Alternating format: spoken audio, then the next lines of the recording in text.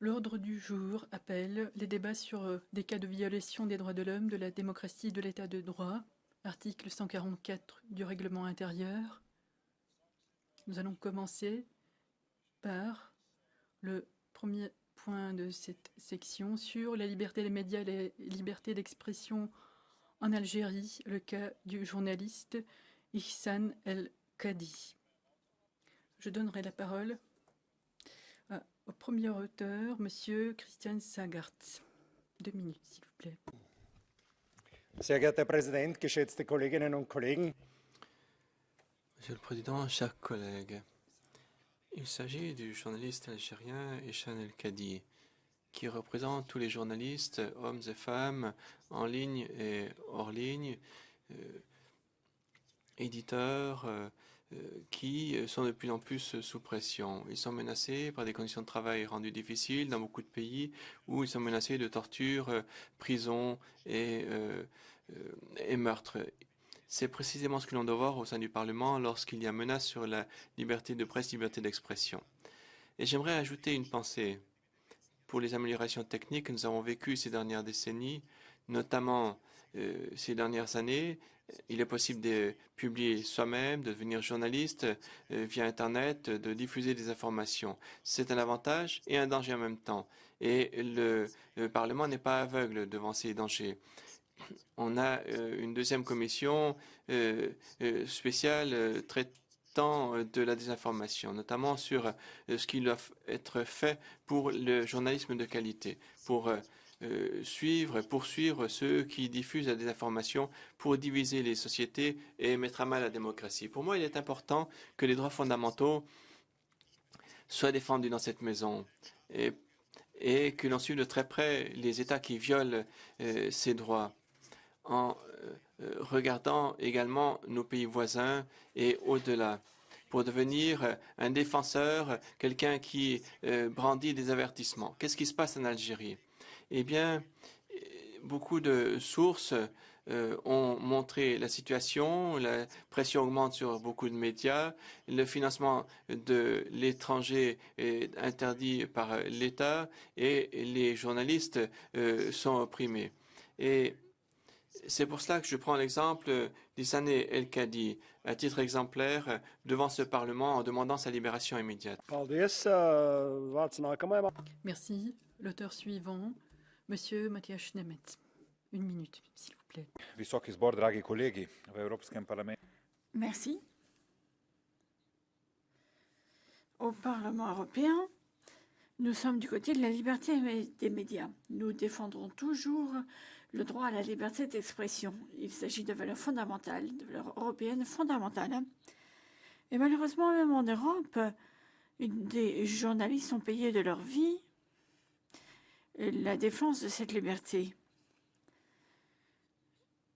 Je défends bien sûr la liberté d'expression en Europe et à l'extérieur de l'Europe.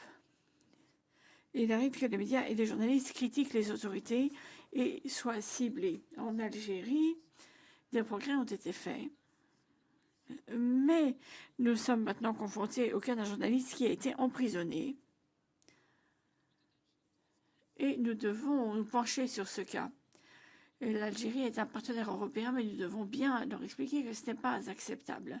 Nous devons respecter la liberté d'expression et arrêter de poursuivre les journalistes. Merci. Je donne la parole à l'auteur suivant, Monsieur Georgios Kirtsos. 1 minute, s'il vous plaît. Thank you. Algeria has a long way to go. Merci beaucoup. L'Algérie est loin de la liberté d'expression et de la liberté des médias. Notre objectif, c'est de ne pas attaquer le gouvernement algérien ou d'autres gouvernements dans la région, mais de les encourager à améliorer la situation et à créer un environnement qui va aider au développement de la compréhension de la coopération entre l'Union européenne et l'Algérie. Nous pensons par conséquent que les autorités algériennes devraient d'abord faire comme premier pas dans la bonne direction la libération du journaliste Ihsan El-Kadi et revoir de manière positive et constructive les affaires concernant d'autres journalistes. Un environnement international compliqué, notamment dans le secteur de l'énergie, crée de nouvelles opportunités pour le développement de notre coopération, à condition que nous puissions créer un cadre positif. Merci. Merci. L'auteur suivant, Monsieur Holdesele. 1 minute. Gràcies, president. A pesar Même si la constitution algérienne protège la liberté de presse, ces dernières années, nous avons vu des faits, des décisions de justice qui contredisent ceci. Le cas de Hicham El-Kadi est le plus récent, mais les critiques du gouvernement qui ont subi des intimidations se retrouvent en prison pour 5 ans et leurs moyens de travail ont été mis sous scellé. Lorsqu'il y a financement de l'étranger, eh bien, cela pose problème. C'est une vraie attaque à la liberté de presse. Par conséquent, ce Parlement lance un appel aux autorités algériennes pour libérer M. El-Kadi. Une liberté de presse est indispensable et ceci couvre la protection des droits des journalistes, des citoyens en général, des critiques des autorités. La proposition de la nouvelle loi d'information contient certains progrès, certes, mais les journalistes rencontrent encore des obstacles pour exercer leur protection en toute liberté et indépendance. Ainsi, nous demandons aux autorités algériennes de retirer ces obstacles et d'améliorer la protection des droits fondamentaux dans le pays. Merci. Merci. L'auteur suivant, Monsieur Richard Czarnecki. Przewodniczący, panie komisarzu, bardzo się cieszę. Merci.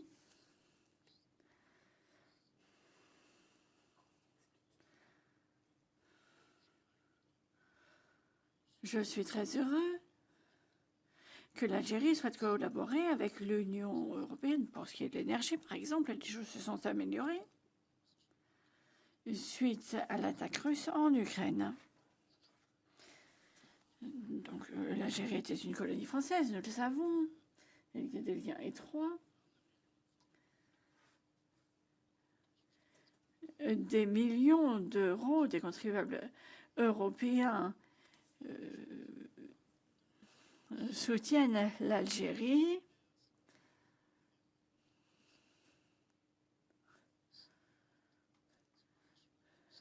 L'Algérie fait partie de la zone d'influence française.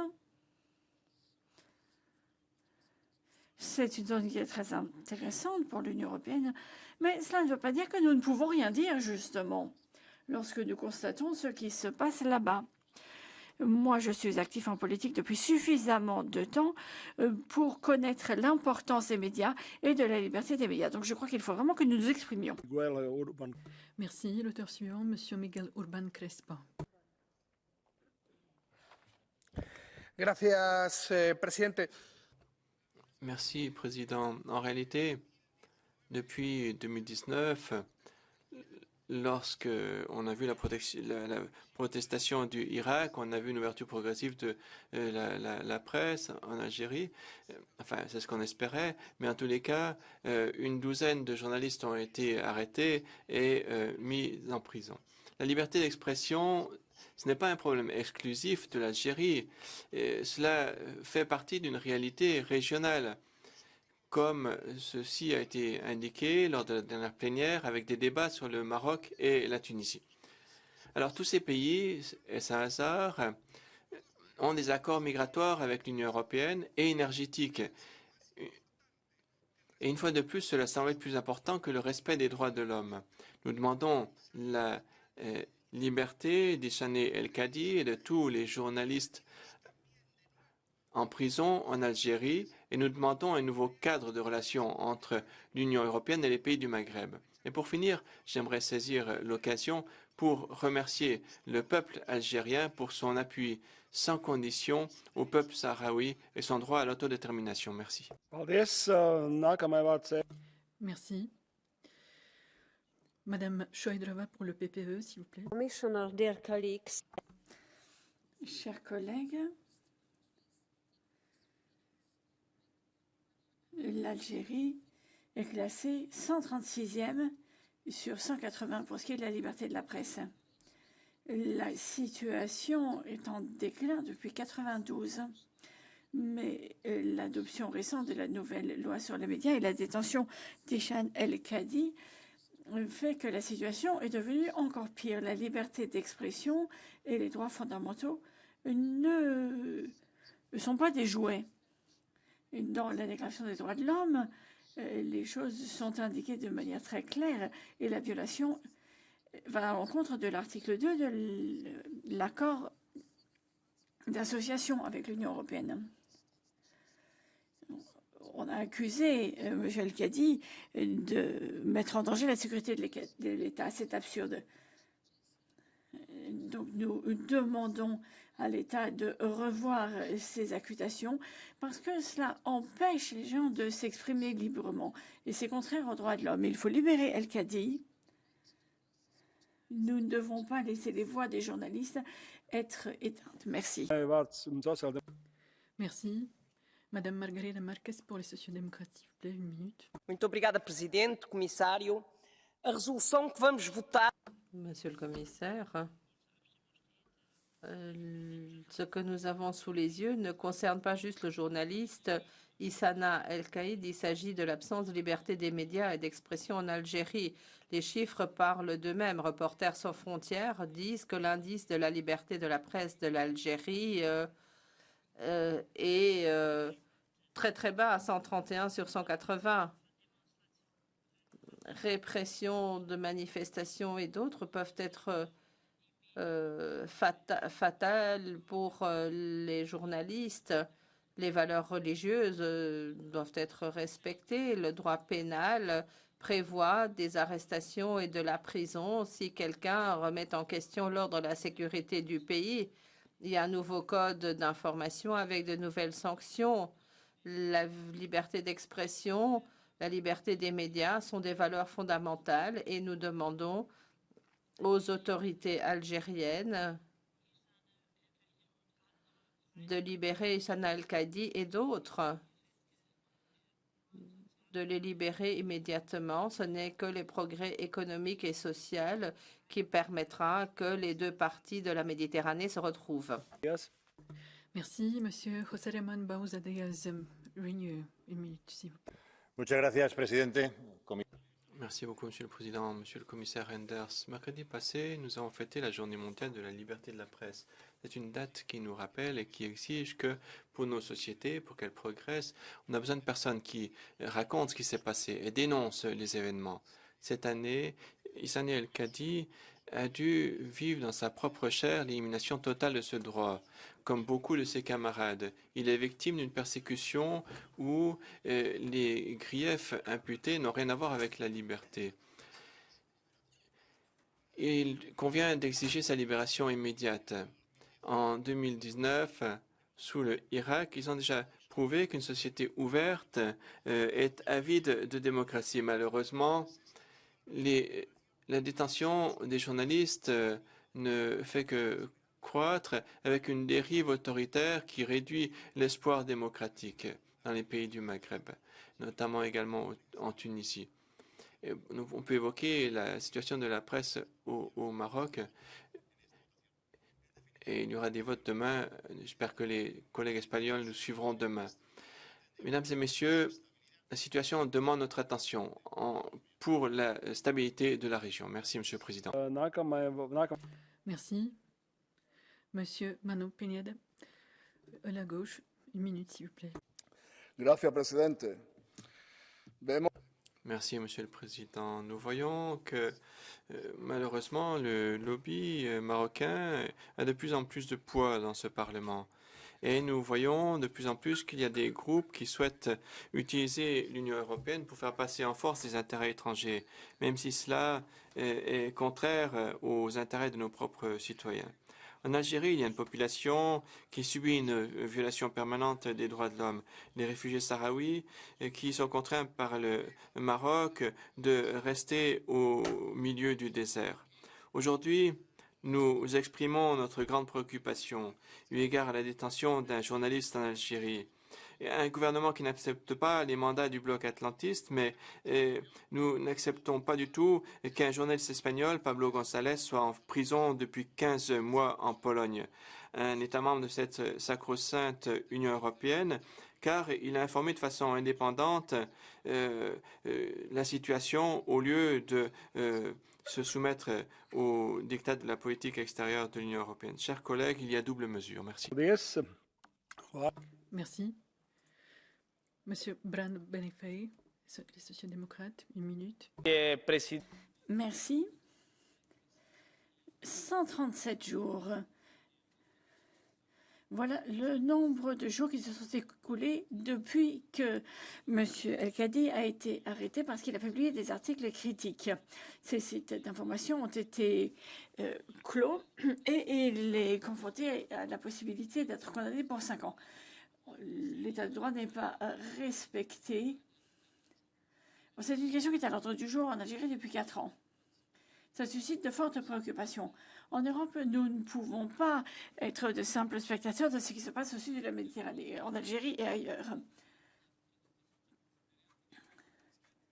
Bon, il faut que toutes ces personnes qui sont emprisonnées pour des délits d'opinion soient libérées. Nous devons mettre en place de nouvelles actions. Il faut d'ailleurs prévoir aussi des conditionnalités liées au respect des droits de l'homme. Nous ne pouvons pas avoir des partenariats qui ne sont pas basés sur ce genre de conditionnalités.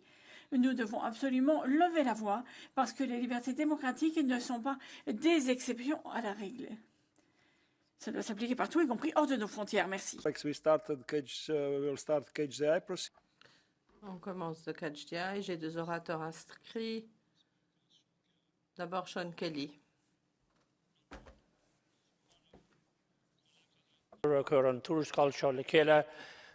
Merci beaucoup. Tout d'abord, je voudrais remercier ceux qui sont intervenus. Il faut faire attention à ce qui se passe en Algérie, suivre de près ce qui se passe, notamment pour ce qui est de la liberté des femmes, également pour ce qui concerne ce journaliste, M. El-Kadi. À moins qu'il n'y ait de liberté de la presse, nous ne pourrons pas comprendre ce qui se passe vraiment dans ce pays. Il y a beaucoup de gouvernements qui n'aiment pas avoir des médias libres parce que s'il y avait liberté de la presse, ils ne pourraient plus opprimer les gens. On le voit en Russie. C'est une bonne idée pour nous, Union européenne, de dire quelque chose. Même si nous avons de bonnes relations commerciales avec l'Algérie, nous devons suivre de près ce qui se passe en Algérie. Et nous devons exercer des pressions sur les autorités algériennes pour libérer M. El-Kadi. Merci. Je vais donner la parole à Claire Daly, je vous en prie. Merci, Monsieur le Président. Hassan El-Kadi, condamné à 5 ans de prison, c'est très préoccupant, de toute évidence. Cela indique la direction dans laquelle la société algérienne se dirige, loin des aspirations du Irak en 2019. 300 prisonniers politiques de conscience, la dissolution systémique des organisations de la société civile, l'intimidation, les arrestations, tout ceci semble ne pas préoccuper du tout l'Union européenne. On recherche du gaz, des sources alternatives, on ne veut pas s'occuper du régime autoritaire russe, on se tourne vers un autre régime qui a une attitude tout à fait dérangeante également par rapport aux droits de l'homme. Et cette hypocrisie est manifeste.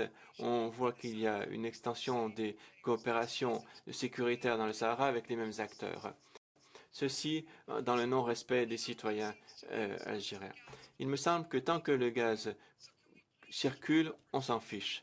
Donc ne faites pas semblant. On a des voleurs, des valeurs, les autres non. Soyons honnêtes, il s'agit toujours des intérêts et toujours des riches aux dépens de la majorité. Merci. Thank you very much. We are closing catch the eye procedure. Merci. Nous avons fini avec la procédure des interventions à la demande. Je vais donner la parole au commissaire Reinders. Thank you, President, honorable member. Merci. Merci de me donner la possibilité de participer à ce débat sur l'Algérie.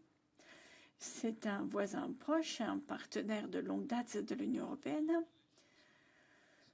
Nos relations sont fortes, complètes, elles couvrent de nombreux domaines, y compris l'énergie, la sécurité, le commerce, le respect pour les droits de l'homme et les libertés qui sont un des blocs essentiels de notre partenariat.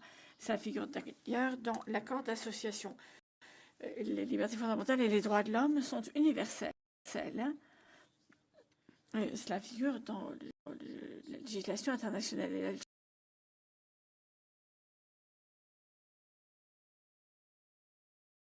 L'Algérie est d'accord avec ce point de vue. Il figure d'ailleurs dans sa constitution. Malgré tout, récemment, nous avons constaté que plusieurs arrestations et détentions de journalistes et de défenseurs des droits de l'homme ont eu lieu dans ce pays. Un des cas les plus importants est celui d'Hissane El Kadi, directeur de Radio M et du site Maghreb Émergent. Il a été arrêté au mois de décembre et condamné à une peine de prison de 5 ans au mois d'avril. Entre amis et partenaires, il est absolument nécessaire de mentionner les points préoccupants de manière ouverte. M. Borrell l'a fait récemment lors de sa visite en Algérie, les 12 et 13 mars. Il a rencontré le président Tebboune, le premier ministre Abderrahmane et des fonctionnaires, des artistes, des hommes d'affaires. Lors de sa conférence de presse, il a indiqué l'élection de l'Algérie au Conseil des droits de l'homme de l'ONU implique des responsabilités pour les droits de l'homme, en particulier la protection des libertés fondamentales, dont la liberté de la presse et la liberté d'expression. Il y a eu des visites à haut niveau et nous nous penchons également régulièrement sur les droits de l'homme dans le cadre de l'accord d'association avec l'Algérie, y compris lors du sous-comité dialogue sur les droits de l'homme et par l'intermédiaire de contacts avec des représentants de la société civile en Algérie et à Bruxelles. L'Union européenne est disposée à mettre en place de nouveaux dialogues et à renforcer notre coopération. Et j'apprécie les différentes suggestions que vous avez faites quant à la manière dont cela pourrait être organisé de la meilleure manière possible. Merci. Merci, Monsieur le Commissaire. J'ai reçu ici un projet de proposition de résolution pour clore ce débat. Le débat est clos. Je vous rappelle que le vote aura lieu demain. Le point suivant de l'ordre